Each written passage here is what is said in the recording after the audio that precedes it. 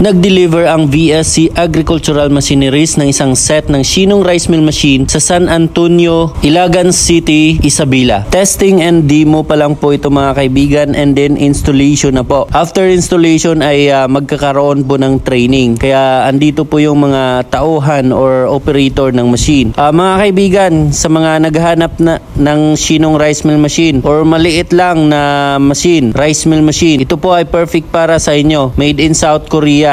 Di kuryente lang po ito at hindi na kailangan ng 3-phase transformer, single phase lang. Makikita nyo dito, temporary pa lang po ito ha, hindi pa tayo nakapag-install doon sa kanyang lalagyan or building. Nasa labas pa lang po ng building dahil hindi pa tapos. So ngayon, dahil tinitest ito, makikita nyo dito na talagang napakaganda po ang quality ng bigas, ang quality ng output na bigas. Maliit lang po ito, hindi po siya ganun kalakas or bilis, pero kaya po niya mag-mill ng 6 hanggang 7 sakong palay bawat oras or 4 hanggang 5 sakong bigas bawat oras. 3.3 horsepower lang po ito kaya tipid po sa kuryente, single phase lang. Kung kayo po ay interested na magpa-deliver at magpa-install ng Shinong Rice Mill Machine, add friend nyo po ako sa Facebook. Ito po yung Facebook account ko para may send ko po sa inyo ang complete details. Nagde-deliver kami kahit saan sa Pilipinas.